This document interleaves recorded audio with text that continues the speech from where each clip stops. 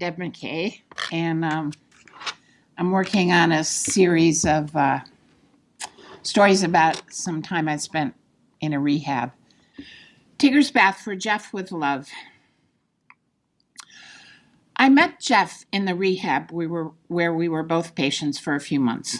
I had come to get physical therapy after a surgery, and he had come from a group home because he needed more medical attention than he could get at that residence. Everywhere Jeff went, he carried a small stuffed animal that looked like Tigger from Winnie the Pooh.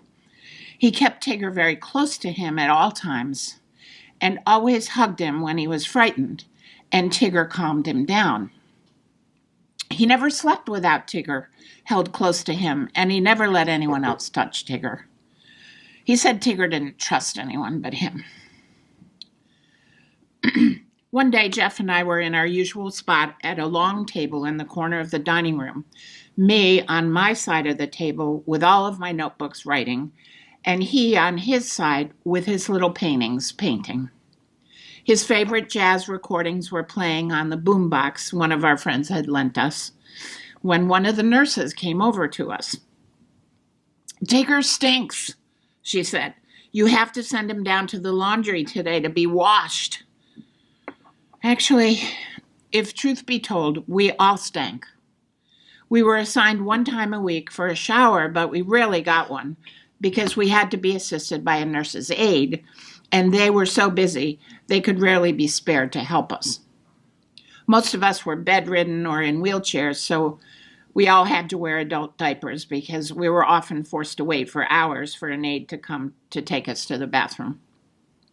I had gotten the crusty sores that were common to many of us at the bend at the top of my thighs and my crotch and had a rancid odor. "Never!" yelled Jeff and clutched Tigger tightly in his arms. He had a look of pure terror on his face. "Everything gets lost in the laundry. He'll never come back to me." It was true. I had sent my clothes to the laundry my first week there, and they had never come back. Most of us had to wear the clothes left behind by someone who had died there. "Tigger's got to go to the laundry today," said the nurse. "He smells disgusting." Luckily, she was called away by someone screaming for help down the hallway, and Jeff was left shaking and short of breath.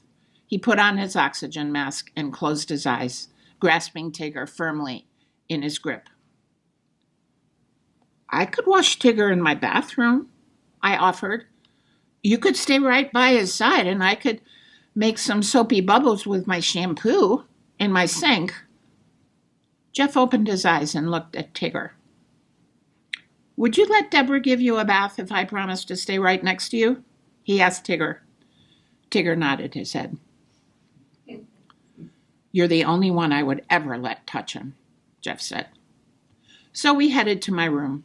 We shut the door and wheeled our wheelchairs into my bathroom, and I filled up my sink with fragrant bubbles from my herbal shampoo. Then Jeff slowly and shakily handed Tigger over to me. "He'll be all right," I assured him. "I'll be very gentle. I won't let any soap get in his eyes." I lowered Tigger slowly into the warm soapy water, supporting him on one arm while I massaged the shampoo into his fur with the other.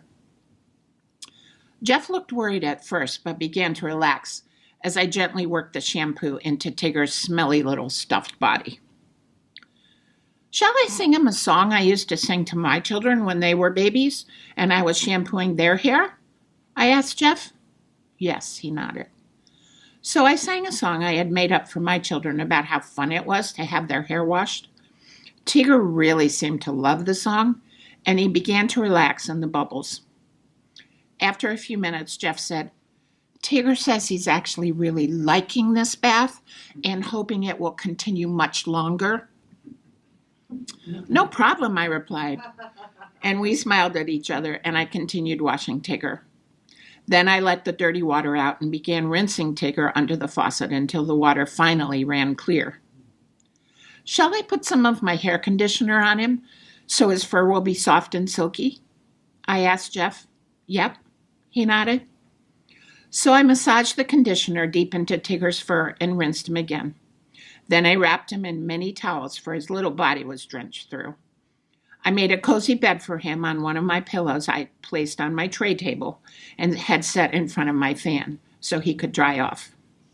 I brushed his clean fur with my hairbrush until he was finally all dry and handed him over to Jeff. Jeff hugged Tigger and kissed his forehead and sniffed him. "He smells wonderful," he said, and hurried off in his wheelchair to show the nurse.